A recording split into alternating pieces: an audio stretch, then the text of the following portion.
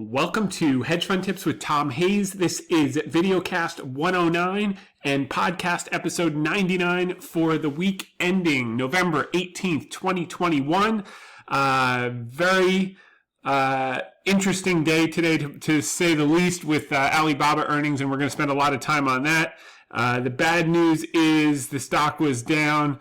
The good news is our viewership will be up, because if you know anything about NASCAR racing, no one comes to watch the winner, they come to see the crashes. But I think this is going to be a short-lived crash, and we'll walk through some of the data and lay out how we're thinking about it moving forward. So starting with Media Spot on Reuters last Friday, thanks to Herb Lash for including me in his Reuters article. This was, let's see, too many hedge funds expected the Fed and other central banks to quickly turn hawkish as inflation rises and have been forced to cover their short position in bonds, said Tom Hayes. Fund managers were the least overweight bonds that they've ever been in history. Of the data going back 2 decades, the volatility you saw on and off in the last week or so was attributable to wrong-footedness in the bond market by a lot of hedge funds. So we covered a little bit of that in recent weeks. So moving right along, this is a quote from Baron Rothschild: "Buy when there's blood in the streets, even if it's your own." So we'll talk about that today. We did add a little bit to Alibaba on the flush this morning. And then Peter Lynch, as I've always said, the key organ here isn't the brain, it's the stomach. When things start to decline, there are bad headlines in the papers and on television. Will you have the stomach for the market volatility and the broad-based pessimism that tends to come with it? And that applies on a market-wide basis and on a stock basis. And then Robert Arnott, in investing, what is comfortable is rarely profitable.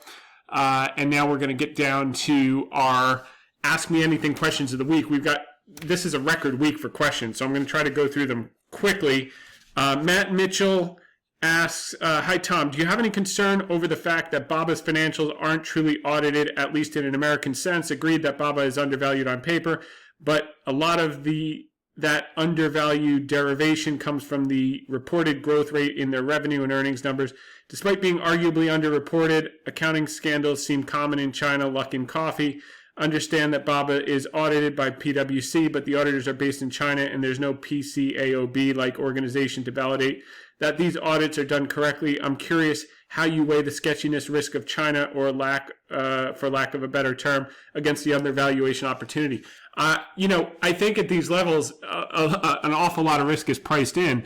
I do think that if Baba turned out to be an accounting fraud, the capital markets would be closed to China forever. So that's a possibility, which is why we covered last week with that fund that put 80% of their portfolio into Alibaba. I think they're going to be right, and I think they're going to make a lot of money, but you can't account for everything. It's what you don't know that you don't know. So, super duper high conviction trade in a hedge fund is 10, 15, 20%. Max, you get over that level, then you're just, not taking into account the black swan. And the question you're asking is certainly a possibility. I would ascribe less than, 1.5% possibility for a company like Alibaba. For like many of the smaller mid-cap companies in China, I'd probably ascribe maybe, a 30% probability on a discrete basis, company by company. I mean, it could be as high as that much on some of the smaller companies. But when you're looking at a JD, a Tencent, and Alibaba, if any of those are going to turn out to be fraudulent, they really risk closing the capital markets to that country forever. And so, yeah, you can never be certain. But the other thing is the U.S. is cracking down that there's a countdown clock. By 2024, the PCAOB will have to, their auditors will have to be screened by the PCAOB. So Alibaba said as much as they're ready to comply with whatever regulations to stay listed. We covered that in recent weeks. So could it be another Luckin? But Luckin is like the shining example, and that was, a coffee operator. I mean, it's certainly a possibility, but it's a low probability, and you just have to manage that risk by how you size it in the portfolio. Greg Stewart asks, Novartis hasn't come up much in recent VideoCast. Seems like a good price right now. Would you think of it as a good place for new money? Yes, I would. I think that volatility is going to pick up in 2022 and probably in the first quarter, and defensives will come back into favor again. Defensives are utilities, staples, and big pharma. And I think that the regulatory overhang of the pricing controls, the Democratic plan, is pretty well priced into most of the drug stocks. They all look the same. If you look at Amgen, BioMarin, if you look at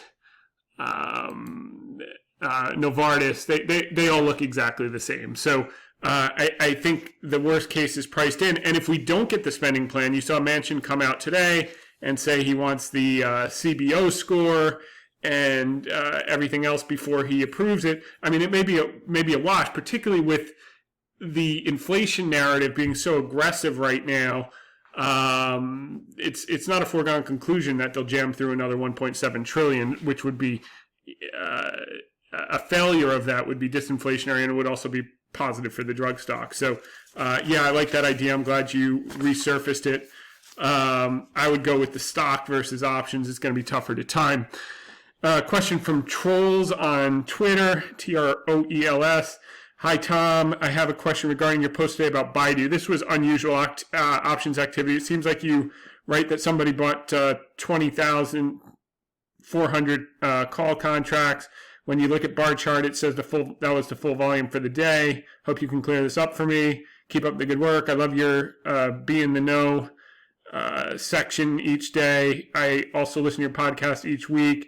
You have taught me a lot about staying positive, filter the noise, and using your common sense. Best regard, Trolls. So I said, hi, Trolls, you're correct. That volume posted this morning before lunch. Glad you're enjoying the podcast. Thanks for tuning in. So, yeah, it's likely 20,000 contracts was one institutional buyer. There's no specific way to tell exactly who's behind each trade, but when you see big volumes like that, it's not your grandma across the way. So thanks for that question, Trolls. Next one is... Okay, Tom, I consider you to be one of my favorite financial gurus. Gurus is an interesting label, but thanks.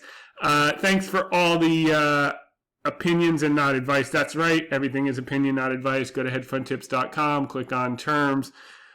Do you have an opinion on selling year-end losers to offset my winners? The problem I see is trying to take advantage of the year-end rally when everyone else is trying to sell losers like myself. Also, any opinion on RMD? I typically do it at the end of the year and mix some selling, some winners and losers. Again, congratulations to your two guppies, Don G, a.k.a. Sunset Seeker. So, Don, yeah, tax loss selling, I mean, this you want to talk with your financial advisor and tax advisor, but generally, this is the time of year when the retail tax loss selling peaks. In other words, you'll see most, and it can go into early December on some names, and we're seeing that. I mean, you know, we always try to buy things that are on sale and play for the reversion, and those stocks right now, they're just not doing anything until kind of the selling subsides. The institutional selling probably wound down in October, the last of the retail, and then we should start to see some lift in December. Which will be helpful. So yeah, if you've got a big tax bill coming on gains, you definitely can take some losses against. The catch-22 about that though is you sell these things down in November. If the underlying thesis hasn't changed, and you're getting out of it just for the tax benefit, and then you do get that Santa rally, and then you got to wait a month to get back in. And you miss that up, then you may lose more than what you save on the taxes. So you have to take it on a case-by-case basis. Has something changed in this thesis that I no longer like it anymore? And if so, yeah, dump it and take the tax benefit. If not, then you may want to hold it through because you don't want to, miss out on it. So it's a catch-22.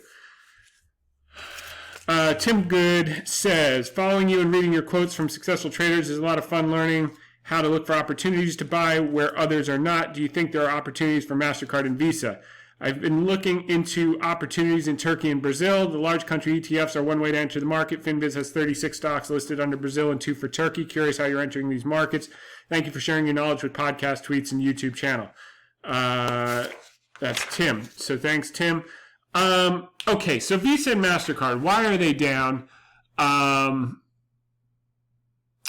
Let's see. Where is this? I think it's...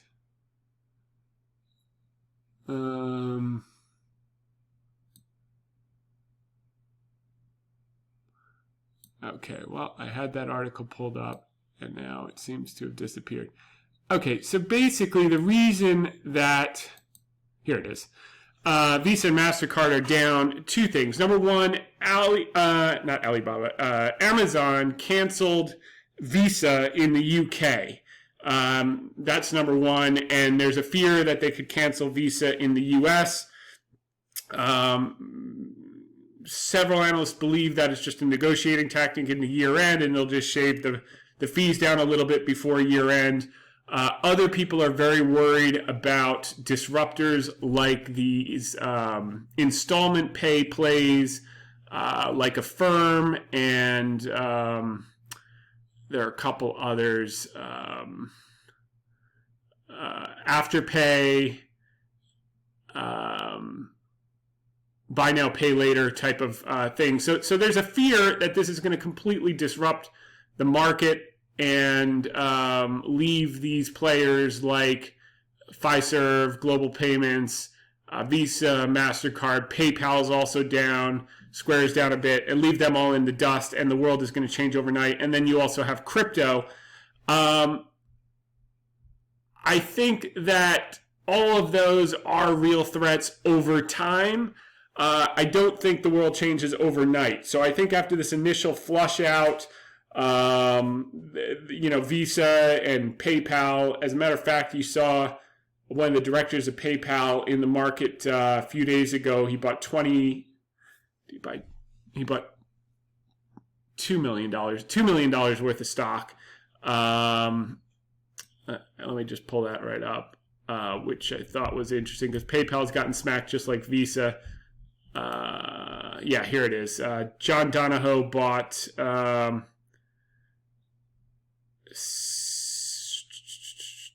10,000, just about 10,000 shares at $204.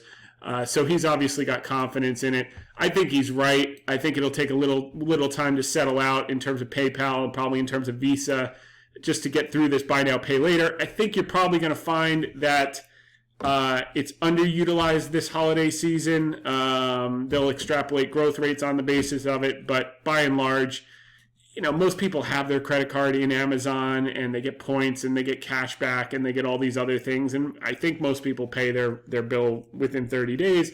So I think this is just a short-term negotiating tactic. You may see a little more turn before a turnaround, but you could probably inch into the Visas and the PayPals here.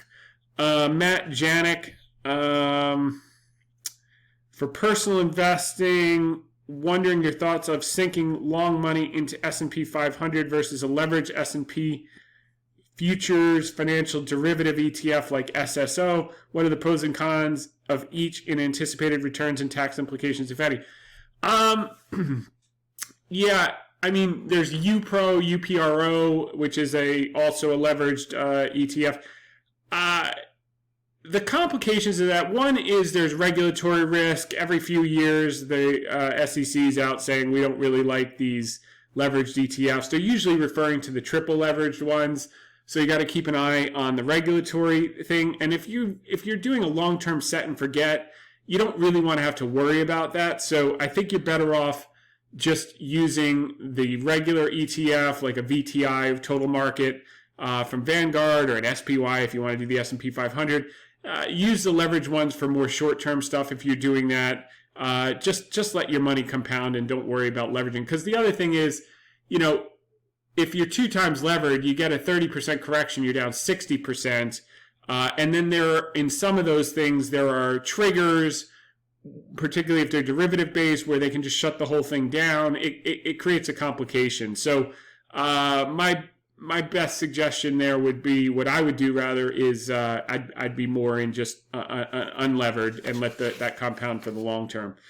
Sharab says, "Hi Tom, been a long time. How are you? In the Shoot First, Ask Questions Later article, you mentioned the Russell 2000 and rising rates. I want to ask you, why is the rising rate environment constructive for the Russell 2000? It's amazing. I learn something new every time in your weekly video cast. Keep up the fantastic work." A couple of reasons. Number one, there's a weighting of regional banks in the small caps, so they benefit from rising rate environment. Number two, it's the short duration earnings story. So you have more cyclical companies that benefit when the discount rate is increased.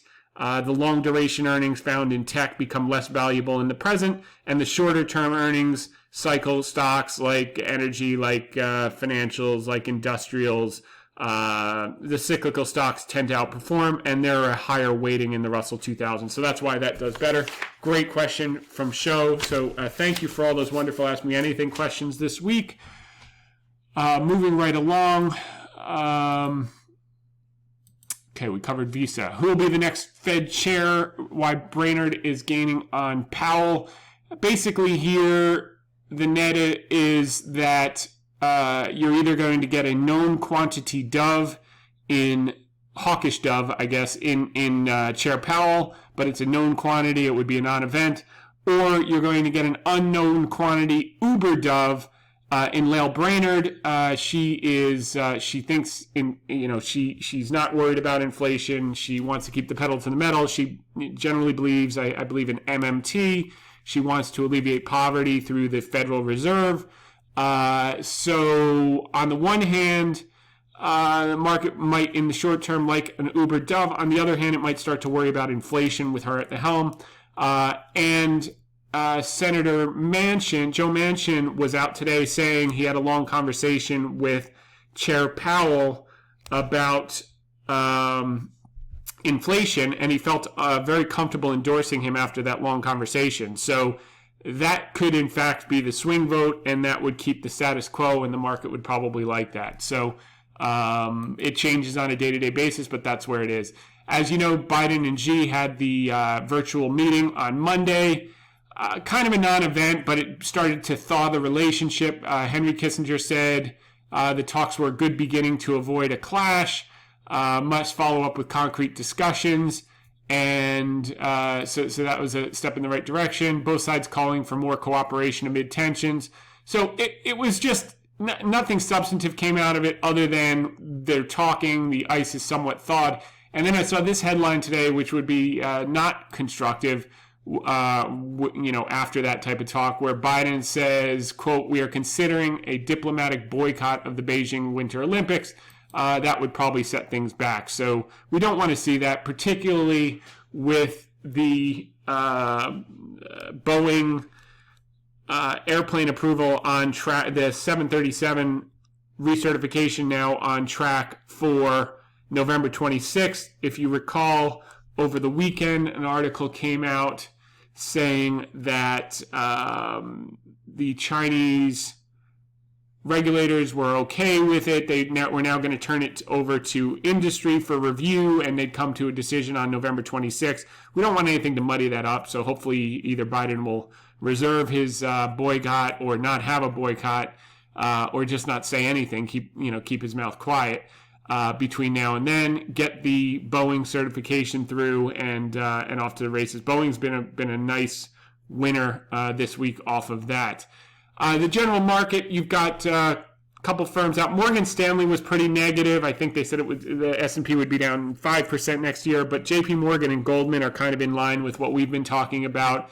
JP Morgan's talking about S&P hitting 5,000 early next year as global supply chain pressures begin to ease. We agree with that. That'll be a 6% rise. Easing supply chain pressures will help companies deliver strong revenue growth and record profit margins.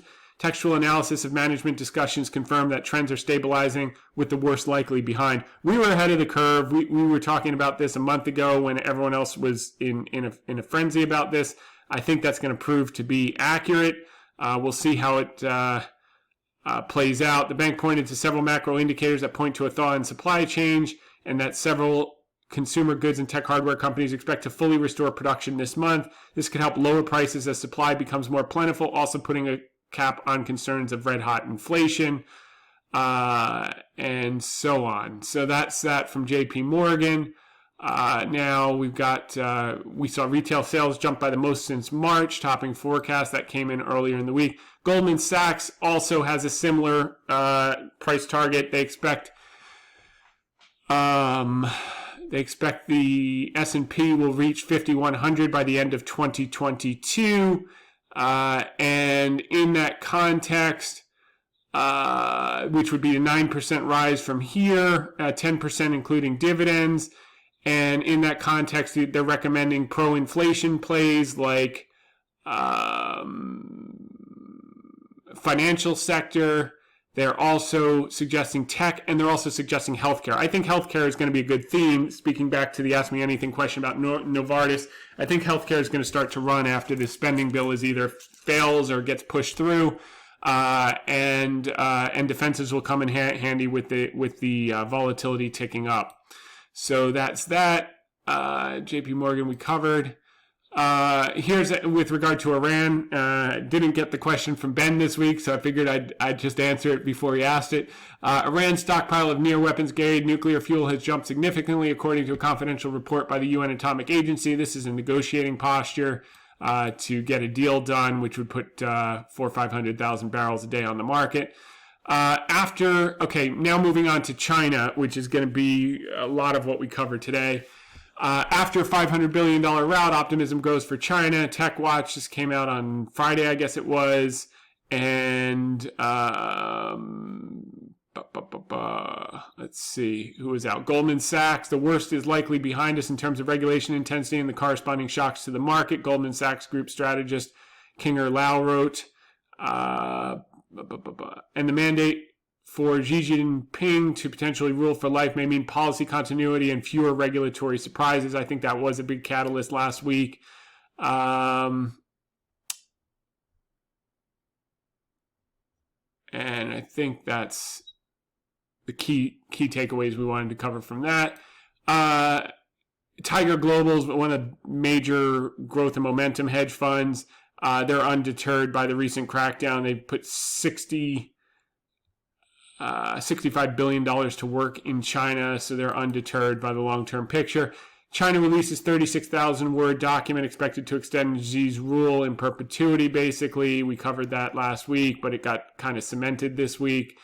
Now, in that context, here's the first easing. China to ease asset-backed security curbs.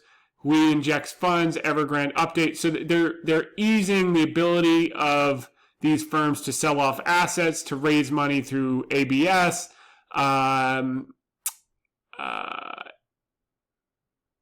etc. So once that kind of edict went through where Xi no longer had to worry about cementing his third term and beyond, more or less, a lot of these tight-fisted regulatory policies have started to ease a little bit, and we're seeing it in the property market and in tech to a lesser extent. Alibaba, $8 billion takeover could avert one of China's biggest potential corporate failures. So they're taking over. Looking back at it. Tsinghua Unigroup, which is a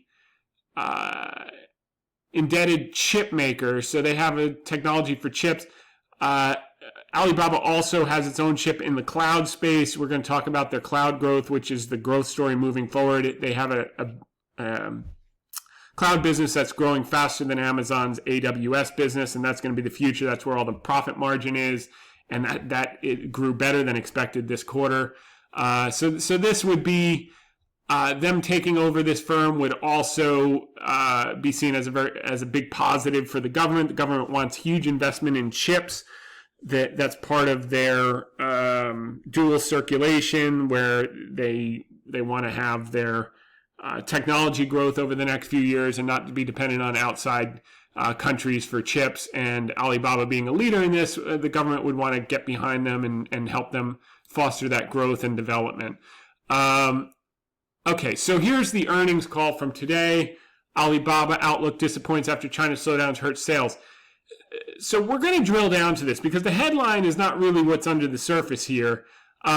Basically, they grew revenues 29% year on year in the face of a huge regulatory crackdown. I mean, that was the worst quarter, August, September, October, July, August, September. That was that absolute worst period. I mean, that's when you were getting out a headline every single day. You also had the zero COVID policies where they were shutting down whole cities at a time, anytime there was a case of COVID that came up, which crushed consumer confidence, crushed GDP and GDP expectations.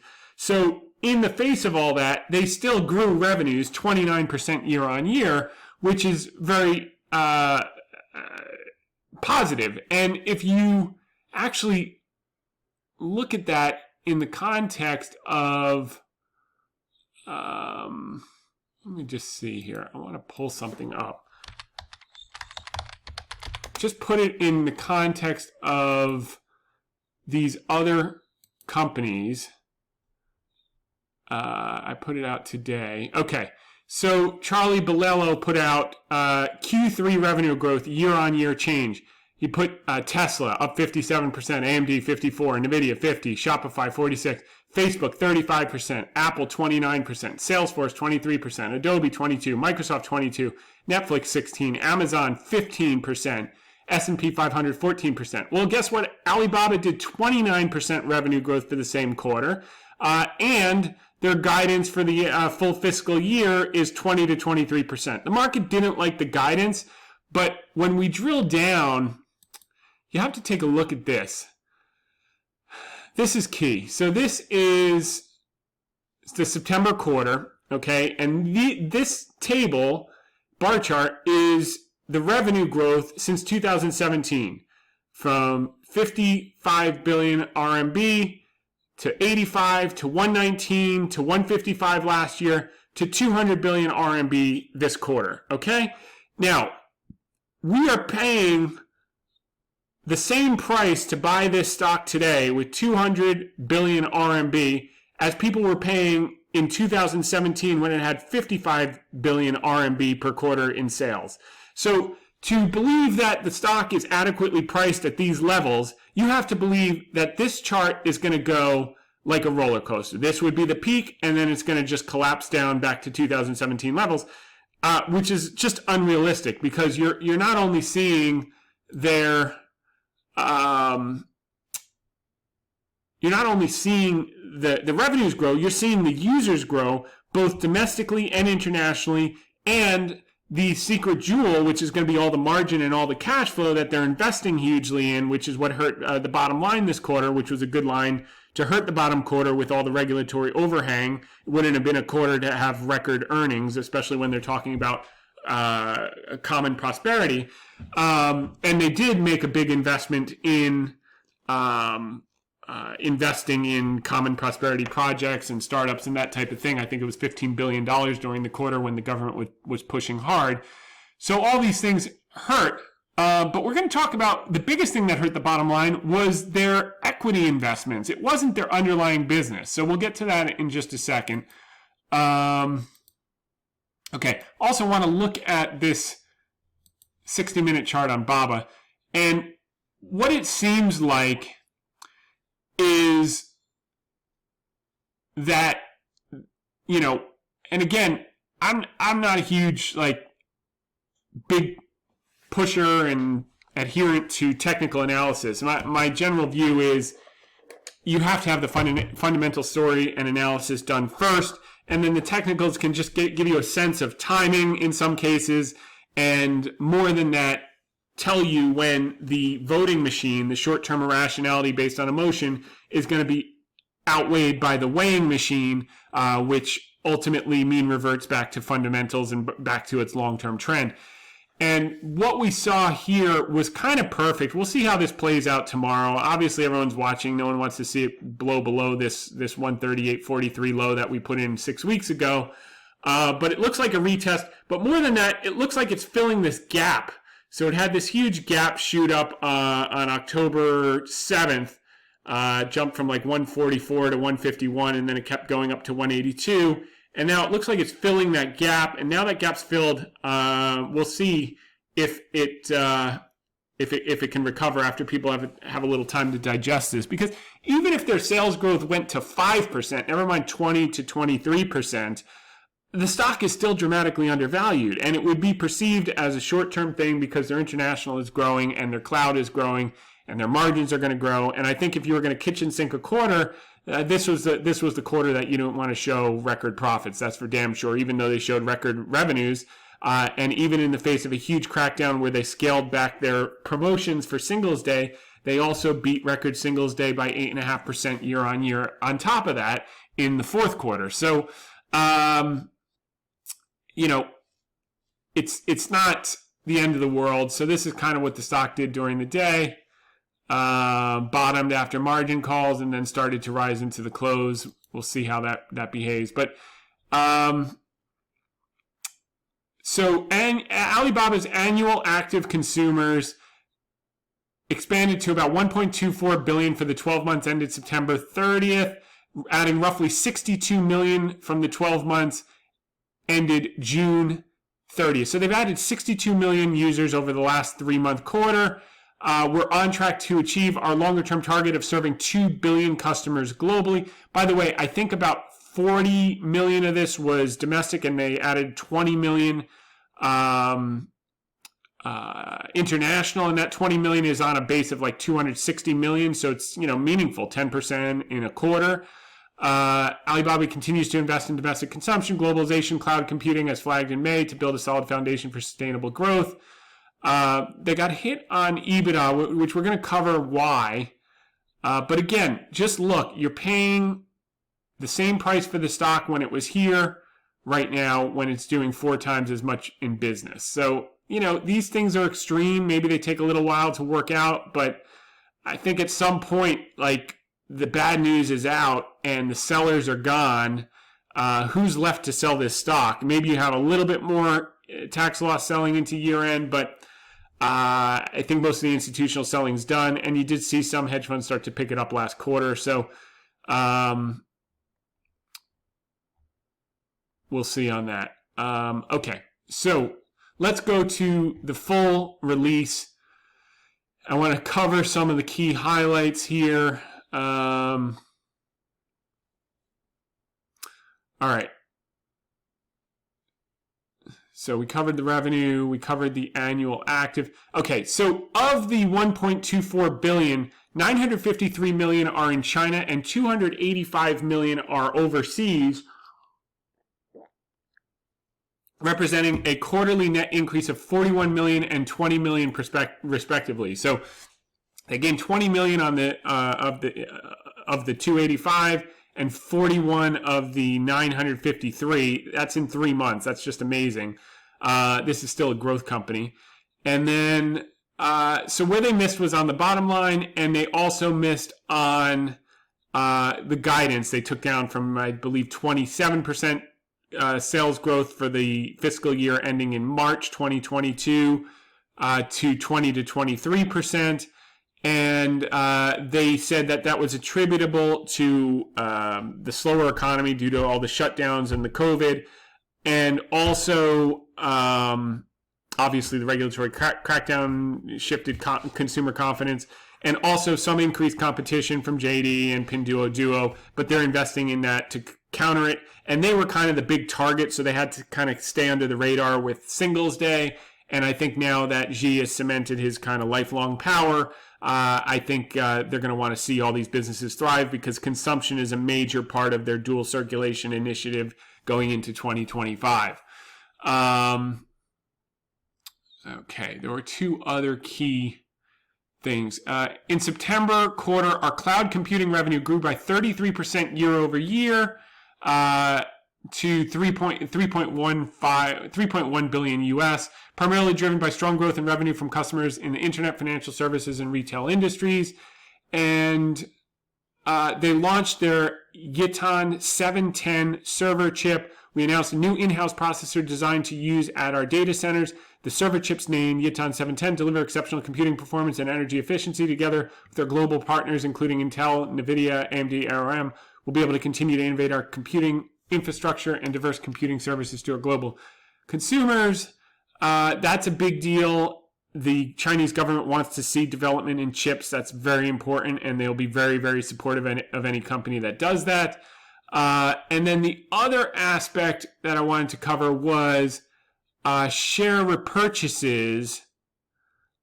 During the quarter, they repurchased about 26.9 million of their ADS shares, or $5.1 billion worth of stock. They bought $5 billion worth of stock. So someone asked a few weeks ago, why do companies buy at the top when they buy at the bottom? Well, Baba is doing the right thing, and they're buying aggressively at the bottom, 5 billion shares, and I'm sure they're back in the market today and this quarter. I think they have got a $15 billion authorization. They probably have a third of that left, and they'll probably increase that authorization, I would imagine, before year end. So expect more buybacks. So that's a positive thing to shrink the float.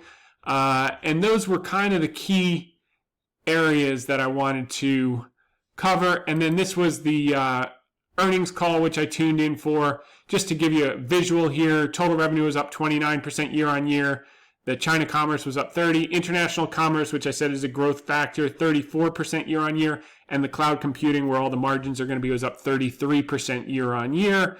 That's going to grow to become a larger and larger part of the business. As we saw, it fueled all of Amazon's growth and profitability for many, many years. So that is a big deal. You can see the breakdown here. By the way, you can get this. Just Google Alibaba Investor Relations, and you can pull up the earnings presentation, and you can see the breakdown by segment, and you just see the continued growth of the company, and the top line in particular. Bottom line, they had to take those regulatory hits. The other aspect that I wanted to cover that was critically important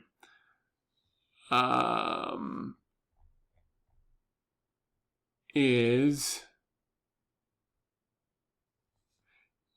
the evaluation. Hold on for a second. China retail business. Okay. Adjusted EBITDA decreased 27%. 27%. Where is that note? All right, let me pull it up here. Okay, here it is.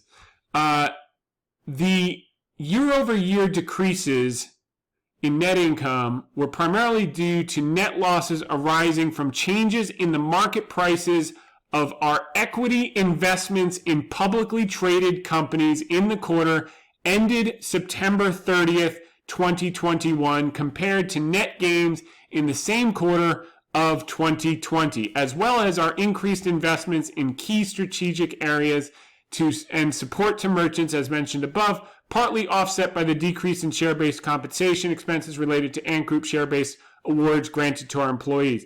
So the year-over-year decrease is primarily due to net losses arising from changes in market prices of equity investments into publicly traded companies. Well, they held a bunch of Chinese companies. They got smashed in Q3. They took those short-term mark-to-markets, but if and when this market recovers, which we believe, those are going to be reversed back moving forward, and that's something people aren't looking for. So they just simply look at the headline. Alibaba misses expectations as earnings plunged 38% in the September quarter, when they should be looking for why did earnings plunge 38% in the September quarter. And you can see a lot of it was attributable to the mark-to-market on their investments in public securities, namely Chinese stocks, which experienced one of the worst regulatory crackdowns since 4 years ago, by the way. These happen every 3 to 4 years. The government cracks down and the general market corrects 35 to 40%. And we had the exact same thing in Q3, starting to recover a bit in Q4. And we're hopeful we'll see more follow through. So that was the key point that I wanted to lay out. That was in the press release and also reemphasized. Just to switch gears now to Boeing, they got an order worth $9 billion from Alaska Air. They also got 20 freighter orders, new plans, new conversion lines in UK and Canada. Where was this? What happened here? Okay, so Dubai Air Show, they got a couple of orders. Boeing stock gets upgraded again. Analysts see a turnaround coming. Wall Street's getting more bullish again. Opinion follows trend. Stock catching a second upgrade in as many days. The worst is behind it. JP Morgan analyst Seth Seifman on Thursday upgraded Boeing shares to buy from hold. His price target goes to 275 from 260. Boeing shares were up pre-market. And what else? I think they also finished. Yeah, they also finished up on the day. And let's see. Two positive factors are restarting deliveries on the twin-aisle 737 jet, now on hold while Boeing fixes quality issues discovered in recent months, and the overall recovery in global air travel. 737 MAX was grounded between March 2019 and November 2020 following two deadly crashes. Most countries have reapproved the plane for commercial flight. China has been relatively slow to lift its MAX prohibition. Seifman believes Chinese reapproval is imminent based on recent media reports.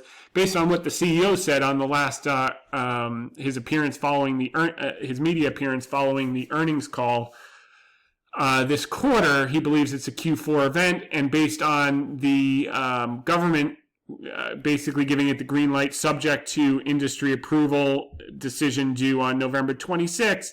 I think you get some movement ahead of that, which we've started to see, and then I think you get a big move once that recertification goes through, and we're off to the races. So that was positive to see. Oh, this was the article. China satisfied with Boeing 737 MAX changes, seeks industry feedback by November 26th. U.S. and Europe had also sought feedback before approving return. Model has been banned in China since March of 2019. So that will be a 2-year ban lifted, hopefully by the end of this month, provided we don't get into any diplomatic spats before then. Boeing encouraged by signs China may soon clear MAX to fly. That's a couple of days ago. Commercial planes head says he's hopeful about a deal. Said Stan Deal. We've seen some orders on freighters that have come through, and we're just encouraged. We know that President Biden and Xi Jinping are talking, so those are all encouraging signs, et cetera, et cetera, et cetera. Diplomatic thought.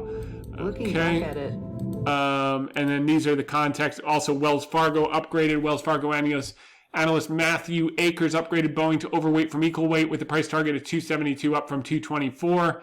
I think that's a great primary target. Both of them seem to be around 270. I think it goes higher in due time. The analyst now sees a positive risk-reward balance with the stock lagging the S&P 500 index by 30% since its March high. Boeing should benefit from the China 737 MAX recertification, resumption of the 787 deliveries, higher fuel costs driving more aircraft retirements, and easing international travel restrictions, Akers tells investors in a research note. Each of these is a matter of when rather than if. Says the analyst, he sees limited share downside, saying Boeing has de-risked 2022 delivery expectations and is less susceptible to supply chain disruption given its large inventory of completed aircraft. And then this was the JP Morgan upgrade to overweight from neutral, price target 275 up from 260. The shares have a fairly defined catalyst path, and the first China's MAX certification is now in view. Seifman tells investors in a research note, Boeing's position at the center of the global air travel offers confidence that it will recover financially over time, and we believe risk-reward now skews favorably. The upgrade may be early, and that he's prepared for a slog. Okay, that would be in the case of no recertification, I guess, but more likely it's upside than not. Okay, we put out the summary to the Bank of America Global Fund Manager Survey this month. The most important finding, in my view, was this table here, which showed this was 388 managers with $1.2 trillion under management. Which of the following assets will produce the best returns in 2022? They put emerging market equities as the number one thing. We agree. The biggest weight in that is China, and one of the biggest weights in the EEM index, weight number 3, is Alibaba. So that's a big one. There's obviously a lot of bullishness, and that's why I think we're going to get hit in Q1 at some point, potentially like a 2018 scenario. We'll take a look at that in the article. Most crowded trade is still long U.S. tech stocks, long Bitcoin, long ESG. And the biggest tail risk is inflation, followed by rate hikes, followed by China, followed by asset bubbles. And that is that. Now, the article of the week, the Luke Bryan played against stock market and sentiment results.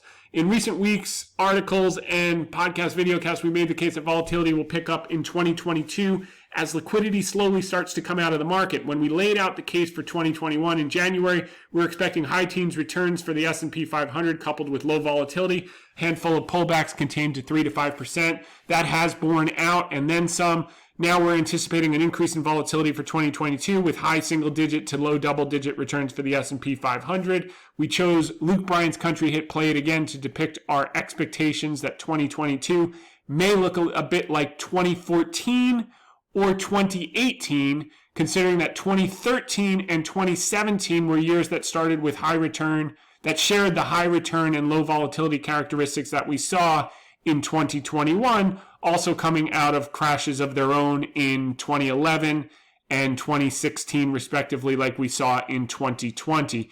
2022 will not repeat those years per se, but it may rhyme. So I put this chart together. It shows, the crash in 2011. This was the European debt crisis. Then you just had this nonstop run with a little choppiness in the beginning and then straight up. And then 14, you got, some early volatility in the first quarter. Then you rose, and then you got some October volatility. And I think you finished up 12 or 13% in 2014. And then 2018, you had this 2016 crash. And then you had, some chop volatility in the early stages, then straight up. And then you had this blow off top into January, which I could potentially see a scenario like that, where you just get all this momentum in December.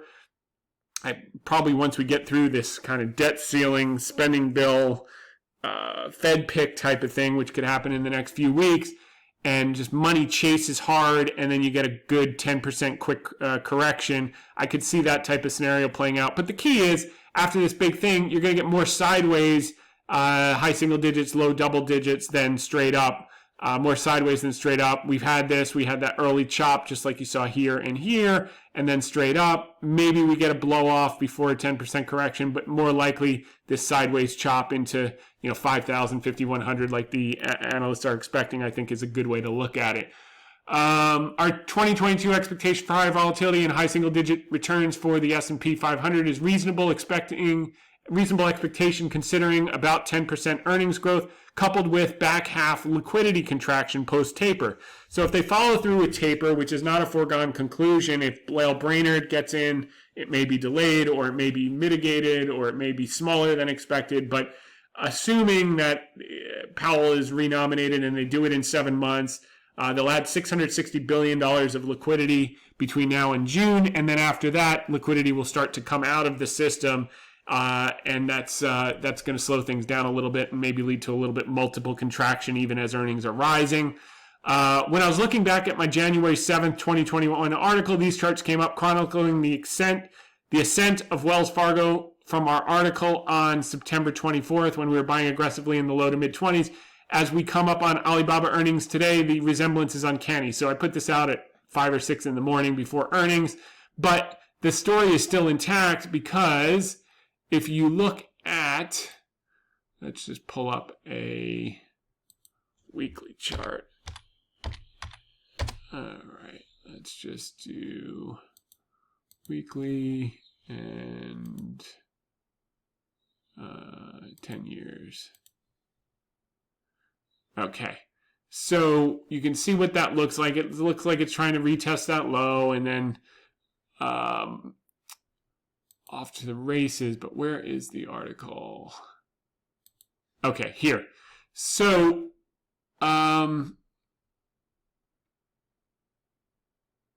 okay. So looking at Alibaba on a weekly basis, we can see an aggressive capitulation below the volume by price level of maximum ownership. You can see that here on the left. That's where the most people own it, the price ranges, so that in theory, that's the institutional money that'll stand up to defend the stock at those levels. This creates the panic needed to finally bottom out. We are not out of the woods, as we still have to retake that blue line here above 180, but we're headed in the right direction. So that's where we were. Now we've retested. You still have a lot of ownership here. Hopefully they'll defend this low. And then we should be back up to get over this and continue beyond. The other similarity of note is the salience of the ADX, which I rarely ever use. You'll see in these 3 washout periods where the green ADX line got below 10 and then bounced, the next pullback in green ADX was the bottom before an aggressive move up. So you had this bottom below 10 on the green ADX line. Then you had a rally, and this first pullback, that was kind of the last hurrah before the stock just took off upward. You had the same thing so that was 2015. You had the same thing in 2018, which we've talked a lot. You bounce off the 10, you pull back, and then that's the last hurrah, and then straight shot up. And then the same thing here. The 10 spot, bounce up, you pull back. We pulled back a little more today, and then straight up. So we're hopeful in the next week this will be the end of it, all behind us. We did use the opportunity this morning to tag on a little bit more, but we're getting to the point that this thing's ready to go. I mean, it's kind of like Boeing. All the bad news is out. What else you got for me? I mean, at that point, it's like, we're buying a business that's grown 400%, and we're buying it for the same price as before the growth. That's attractive to me. Unless you can make the case that this is the peak of everything and it's going to just roll over 75% in sales and earnings over the next 4 years, then this pricing makes absolutely zero sense. And this is the irrationality of the short-term voting machine, and you just have to deal with it. It's structural dislocation, it's fund blow-ups, it's all those different things. But eventually it passes. So the other similarity, washout period. Okay, we did that. Also, if you look at the shorter term chart for BABA, like we had above for WFC, the bottoming process, leg sweep followed by recovery, seems to be following the same pattern. Well, we got the leg sweep, we got the start of the recovery. Now we're retesting. So hopefully that will be it. We'll take it as it comes. But nothing's really changed fundamentally. Yes, they took sales guidance down for the fiscal year ending in March from 27 to 20 to 23, but that's still growing in like the most adverse once in 100-year environment, with city shutdowns, with regulatory crackdowns, with all this COVID stuff, that most of which is in the rearview mirror now, and the bad news is fully out, just like we saw with Boeing. And I think now it's time to find some buyers and take off and start to move back toward trend. Okay, so while the patterns are of no use without the general thesis, which is fundamentally based, they do come in handy when the irrationality of the short-term voting machine is in control. Sooner or later, the long-term weighing machine takes over and the fundamentals prevail. I'm referring to The Intelligent Investor by Ben Graham, Warren Buffett's mentor, when he talks about the irrationality, the manic market, how in the short term it makes no sense. It's based on emotions and voting. In the long term, it's based on fundamentals and reversion to the mean, which is the weighing machine. So then the above takes over and the fundamentals prevail. But in the interim, the above analysis, both the ADX and this other stuff, can come in handy to get a sense of how long it might take for the weighing machine to take over, because it feels like it's taken a bit longer. It felt the same way last year with some of the energy stocks and banks before they took off. But I think a lot of the bad news is out, certainly for Boeing, certainly for BABA, and moving forward. So couple that with 2 data points. Emerging markets are trading at the greatest bargain relative to the S&P 500 in the past 20 years. We know what happened next from 2002 to 2007 was the biggest bull market in the history of emerging markets. China is the largest weighting in the emerging market indices. So you could pull up on State Street, just the ETF, EEM. Is it State Street? iShares, BlackRock, okay? And it shows you the holdings And you can see it's all, Taiwan Semiconductor, Tencent. Alibaba is number 3 with almost 4% weighting. JD's in there. So the vast majority of that recovery is going to be fueled by China. And these type of divergences, you have to take advantage of. That's not to say it doesn't go down to 0.2. And by the way, I don't think I answered Tim's question on Brazil and because he had a 2-part question. Brazil and Turkey. So Turkey is obviously the wild, wild west. I mean, Erdogan wants to get reelected. He may or may not.